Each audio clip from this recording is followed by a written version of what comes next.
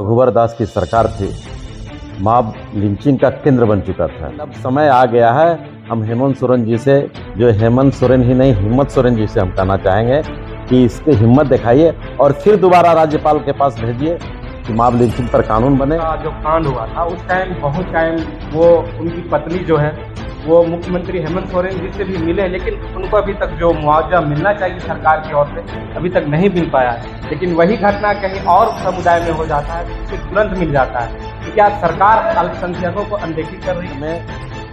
ओवैसी साहब को रोकना चाहते हैं कि ओवैसी साहब तो भाजपा का सीढ़ी बन करके काम कर रहे हैं और ये मुद्दा खोजते हैं, इसलिए उनको मुद्दा देने की काम मत कीजिए। आप लोग अकलियतों पर ध्यान दीजिए और अकलियत समाज इस गठबंधन के साथ था और रहे। गठबंधन सरकार बने हुए 3 साल पूरे होने जा रहे हैं, लेकिन अभी भी अल्पसंख्यक से जुड़े जितने भी बोर्ड का गठन होना था वो नहीं हो पाया। इसके पीछे क्या वजह? हाल ही में केंद्र सरकार ने क्लास 1 से 8 तक और मौलाना आज़ाद फेलोशिप जो मिलता था, जिससे अल्पसंख्यक के गरीब छात्र उच्च शिक्षा हासिल कर रहे थे, केंद्र सरकार ने वो बंद कर दिया है। इससे क्या केंद्र सरकार भी अल्पसंख्यकों को आगे पढ़ने में तवज्जो नहीं दिखा रही है? माननीय नरेंद्र मोदी जी के बातों पर भी हम लोग को शंका हो रही है। उन्होंने कहा था सबका साथ सबका विकास, मुसलमानों के एक हाथ में कुरान होगा और एक हाथ में कंप्यूटर होगा। लेकिन अब जोहार, मैं जबाज। तो अभी हमारे साथ जुड़ चुके हैं झारखंड प्रदेश कांग्रेस अल्पसंख्यक विभाग के झारखंड प्रदेश के उपाध्यक्ष जुड़ चुके हैं, जो कि आज कोडरमा परिसदन पहुंचे हुए हैं। तो चलिए उनसे बात करते हैं और जानते हैं झारखंड के अल्पसंख्यक अकलियत के से जुड़े मुद्दे से बात करते हैं और उन पर चर्चा करते हैं। तो सबसे पहले आपका बहुत बहुत स्वागत है। शुक्रिया, आपका भी बहुत बहुत धन्यवाद।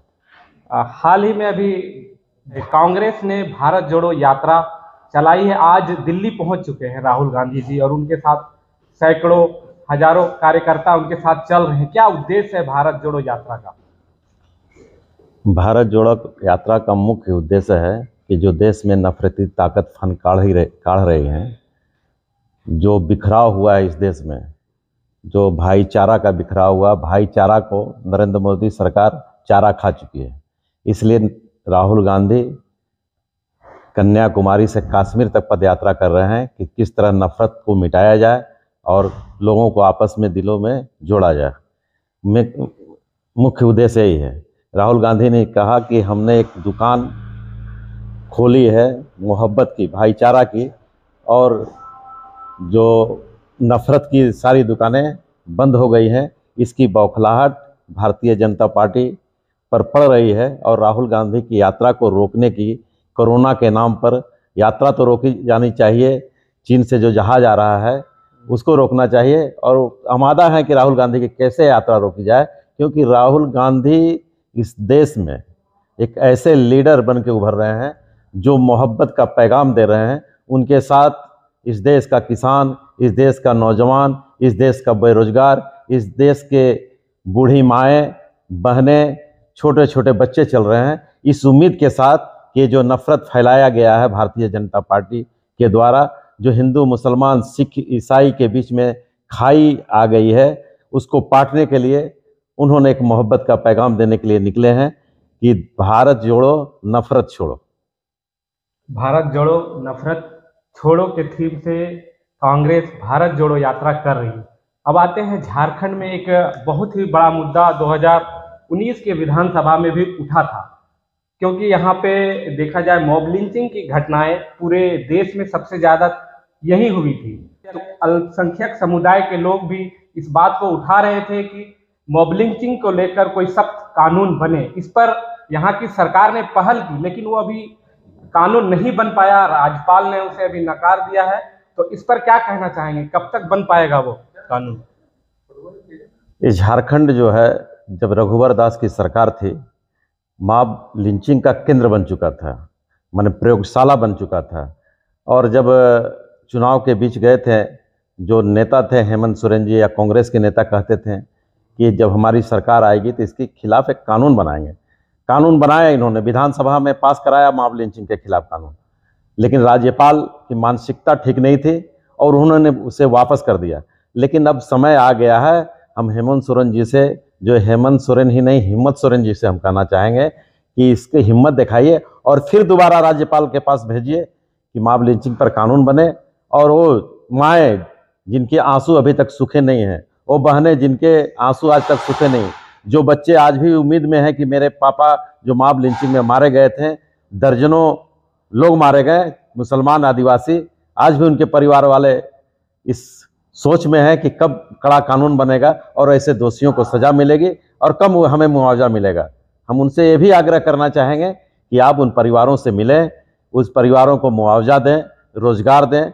सब जो मॉब लिंचिंग में मारे गए हैं उनके परिवार को नौकरी मिलनी चाहिए। जिस तरह आपने एक परिवार को दिया है, आपके सारे मंत्री उठ करके चले आए हैं, हम चाहेंगे कि उनके पास भी जाइए, उनके आंसू भी पोंछिए और सरकार में उनको भी नौकरी दीजिए और मुआवजा दीजिए। नहीं, क्योंकि जब कबरेज अंसारी का जो कांड हुआ था उस टाइम बहुत टाइम वो उनकी पत्नी जो है वो मुख्यमंत्री हेमंत सोरेन जी से भी मिले, लेकिन उनको अभी तक जो मुआवजा मिलना चाहिए सरकार की ओर से अभी तक नहीं मिल पाया है। लेकिन वही घटना कहीं और समुदाय में हो जाता है, उसे तुरंत मिल जाता है।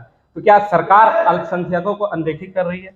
देखिए, कहीं न कहीं हम लोग को भी सुनने को मिलता है, हम लोग भी जनता के बीच जाते हैं तो शिकायत होती है कि सरकार अक़लियतों पर ध्यान नहीं देती है, अक़लियतों के मुद्दा पर ध्यान नहीं देती है। तो कहीं कहीं लगता है कि शायद सरकार के मुखिया, चाहे हमारा कांग्रेस परिवार हो, चाहे जेएमएम परिवार हो, ये सोचता है कि मुसलमान हमारे वोट बैंक हैं। तो ये भी थोड़ा सा हम भूल कर पा रहे हैं, लोग भूल कर रहे हैं कि हमारा ठीक है, कांग्रेस, आपके कांग्रेस के वोटर हैं मुसलमान, जेएमएम के भी गांव देहात में वोटर हैं और गठबंधन में सारे मुसलमानों ने इसी गठबंधन को वोट दिया था।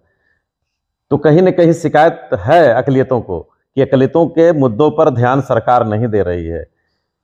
तो हम यही चाहेंगे कि ऐसा न किया जाए, बल्कि अक़लियतों के मुद्दे पर विशेष ध्यान दिया जाए। और मॉब लिंचिंग में तबरेज़ की जो पत्नी मुख्यमंत्री के पास गई थी, हमें उम्मीद है मुख्यमंत्री जी से, हिम्मत वाले मुख्यमंत्री हैं, उनसे पूरी उम्मीद है कि उसके परिवार को मुआवजा और नौकरी देंगे। और हम यही कहेंगे कि आप माननीय मुख्यमंत्री से, कांग्रेस के प्रदेश अध्यक्ष राजेश ठाकुर जी से, कि आप झारखंड में ओवैसी साहब को रोकना चाहते हैं कि ओवैसी साहब तो भाजपा का सीढ़ी बन करके काम कर रहे हैं और ये मुद्दा खोजते हैं, इसलिए उनको मुद्दा देने के काम मत कीजिए। आप लोग अक़लियतों पर ध्यान दीजिए और अक़लियत समाज इस गठबंधन के साथ था और रहेगा। ये गठबंधन सरकार बने हुए 3 साल पूरे होने जा रहे हैं, लेकिन अभी भी अल्पसंख्यक से जुड़े जितने भी बोर्ड का गठन होना था वो नहीं हो पाया। इसके पीछे क्या वजह है? नहीं, तो दुर्भाग्य है, यही हम कहेंगे कि दुर्भाग्य है। ये हमारी पार्टी को भी सोचना चाहिए। हमारे पार्टी के प्रदेश अध्यक्ष राजेश ठाकुर जी हैं, प्रभारी अविनाश पांडे जी हैं। हम तो आग्रह करेंगे दोनों लोगों से, अविनाश पांडे जी से आग्रह करेंगे कि 3 बरस हो गए, आज झारखंड के सरकार बने 3 बरस हो गया आज के दिन में, लेकिन 3 बरस में कोई भी बोर्ड निगम का जो अक़लियत संबंधी है वो गठन नहीं हुआ, अल्पसंख्यक आयोग का गठन नहीं हुआ, अल्पसंख्यक आयोग वित्त आयोग का गठन नहीं हुआ, सुन्नी वक्फ बोर्ड का गठन नहीं हुआ है, उर्दू एकेडमी का गठन नहीं हुआ है, 15 सूत्री कार्यक्रम जो प्रधानमंत्री का वो गठन नहीं हुआ। तो इससे उदासीनता है अल्पसंख्यकों के अंदर कि काम जो उनका होना चाहिए नहीं हो पा रहा, जिससे रुका हुआ है। आप अगर वित्त आयोग का गठन कर देते हैं, अल्पसंख्यक वित्त आयोग का, तो जो हमारे बच्चे बाहर पढ़ने वाले हैं, रोजगार करने वाले हैं, उन्हें बैंक लोन देती तो आगे बढ़ते हैं। और मुख्यमंत्री जी, आप तो संघर्षों के निकले हुए नेता हैं, आप उम्मीद है कि बहुत जल्द से, अब 2 साल का वक्त बचा हुआ है, तुरंत से जल्द हो सके, जितना जल्द सके इस बोर्ड निगम का आप गठन करें और अक़लियतों को तोहफा दें। हाल ही में केंद्र सरकार ने क्लास 1 से 8 तक और मौलाना आज़ाद फेलोशिप जो मिलता था, जिससे अल्पसंख्यक के गरीब छात्र उच्च शिक्षा हासिल कर रहे थे, लेकिन वो उन्होंने, केंद्र सरकार ने वो बंद कर दिया है। इससे क्या केंद्र सरकार भी अल्पसंख्यकों को आगे पढ़ने में तवज्जो नहीं दिखा रही है? इसके पीछे क्या वजह है?